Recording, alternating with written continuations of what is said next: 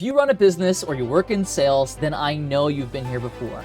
You're having a conversation with the client, you have a great rapport, everything is flowing nicely, but then you ask what their budget is. Suddenly, everything stops. You get the reply of, we're flexible, or we're just putting feelers out there, or, I've never done anything like this before, I'm not sure what it costs. And it leaves you on your back foot, having to read between the lines.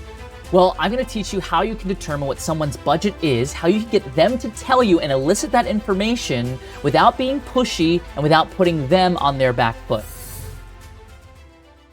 All right, 2 things that you need to do before we talk about how to get their budget. And I'm going to share with you 2 methods, but before that, 2 prerequisites. The first thing, you need to find out, even though you're not going to do it for free, you need to find a reason in your heart, in your soul, in your humanity, why you would help that client do that job or give that product for free to them. Genuinely think about that. We can all find reasons that align with our identity and our goals based on what this client does.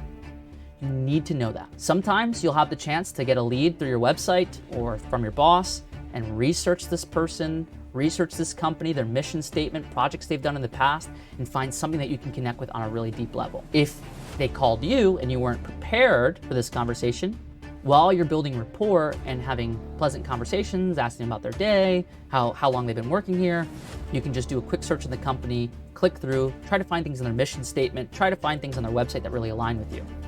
Those are the 2 prerequisites. That's gonna be more important for our second method. Let's talk about the first one, which is a need to correct the record.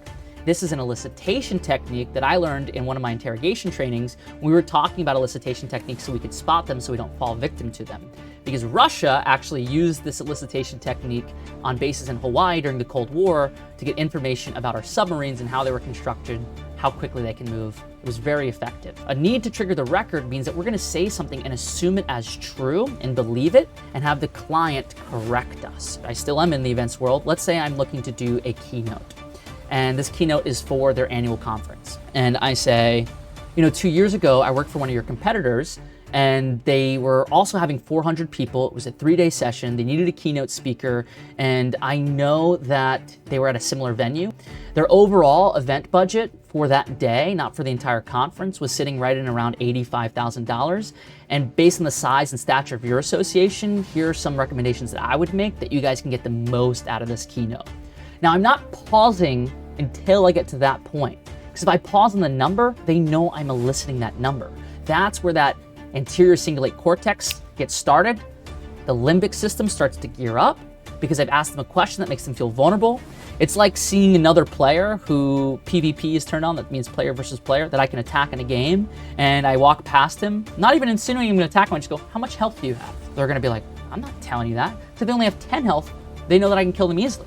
If they have a lot of health, then they know that I might bring some backup to try to wear them down. Very nerdy example, but that's very similar to asking somebody what their budget is. So instead, what I want to do is say, I've done something like this before. I can assume based on the size and stature of what you guys do, this is the budget that you're working with. And based on that, here are the recommendations that I would make. And you kind of just pause there for a second. And they'll either say, whoa, $60,000. We only have $35,000 to spend for the entire conference, all 3 days, which by the way there's no way that they would have that low of a budget. I'm sure that those things exist. I have not seen them, but you get my point. They also might just be a little bit more vague and say, whoa, $60,000, we have nowhere near that. What it does is now it invites you to ask the question. You can ask in disbelief, nowhere near that. Based on my research about you guys, I figured you guys do a lot of great events. I imagine that you're working with similar budgets as other companies. If you guys are pulling off the stuff you're doing with way less, that's super impressive to me. What is the typical event budget that you guys have? Now, if at this point they're putting up barriers and they just go, well, how much do you charge? Now I know that the decision is purely based on price, or I've said something that's created incongruence in that conversation, and we already know that incongruence is bad. Something that I've said or acted hasn't come across with the message that I'm trying to put out to them. Here is now the second method I'm going to teach you, and this is my personal favorite, and this is the savior method. And because we now have a reason why we would do this for free, and we're really aligned with that, and we believe that, and it's in our core, now that we have nothing to lose because we really want to serve and help them. So let's just say I'll go back to my performing days, and early in my career, I worked for summer camps. And one summer camp that I actually did end up working for a lot less money for was a summer camp that helped campers through the bereavement process of losing a parent. It's called Camp New Dawn. They're amazing. Look them up. they're fantastic. And when they approached me at the time, I was charging about $5,000 per summer camp, and I was doing multiple a week. It was pretty good money. When they called me, they first were asking, what would I do in the show? We redirected the conversation. I took charge in that conversation because the moment that they start asking budget, you've lost. The moment they take charge of the call and lead you, you've lost. You need to ask the questions, you need to drive the conversation, and it's up to you to determine when it comes to the natural point in which you're gonna talk money. So I would say, look, this all sounds great. I'm super excited about this. I love that you guys have XYZ. I think that's super cool. Taking this call, I honestly wasn't sure what you guys were looking to spend. I'm gonna be honest, I'm on the higher side of that for camp performances. Just to be transparent, I typically don't do any camp shows for less than 5,000. I wanted to know what you guys were working with because I could just tell in this conversation, you made a few statements that made me feel like maybe you guys aren't working with the biggest budget, even if it's uncomfortable for you. Because I want to find a way that I can help you here. I would like to get $5,000 for this. That's where I'd feel comfortable and that's where I can put in the most effort. Are you guys in a position where you have that much money to spend? Now, if they do have that much money, well, yeah, it's a little bit more, and we're getting an honest answer from them.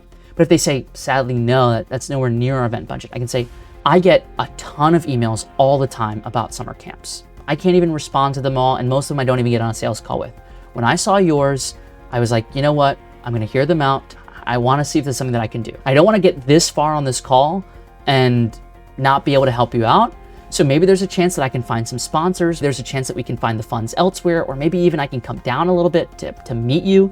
I just need to know what is the absolute maximum, the uncomfortable, like, hey, this would put us in a tough spot, but we can spend it amount that you'd be willing to spend on a camp show. Because once I know that, I can tell you what our options are. I want to help you because XYZ.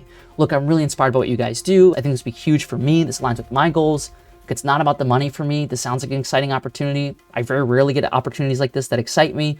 I just want to know what is the most that you guys would be willing to spend on a camp show, because transparently, I know that I'm an expensive option. You don't even have to tell them your price. You can just lead with that and let them tell you. If they don't, then you go, look, my absolute minimum is 5,000. Most camps are paying 8. I just want to know what kind of numbers you're working with, because I do have some ideas where we can meet on a reasonable price to make this happen for you, because I don't want to go through all this and walk away and not give your campers a show that they deserve. I hope this helped. So we talked about the need to trigger the need to correct the record, and then we talked about the savior response. That one comes from authority. That one comes from shooting your budget way above what they can afford, and then telling them that because of this, this, and this, I'm willing to help you, but I need to know what is the absolute most that you have that you can spend on a camp show. I think that there's some options here. I can talk to you about those, and look, if it doesn't work out, we'll make some recommendations for you. We'll find somebody for you. Bada bing, bada boom. My Italian's coming out. That's what I got. Hit the subscribe button down below. I'm new to YouTube. I'm going to be covering a ton of topics like this. If you haven't checked out my series on deception detection, I do the second part of that video coming out next week. That's my big project, and so I'm putting out these smaller videos in between. I would really appreciate a comment down below. Share this video with a friend who runs a business or is in sales. I'll make more videos like this because we haven't even scratched the surface of techniques that you can do on a sales call or in a negotiation.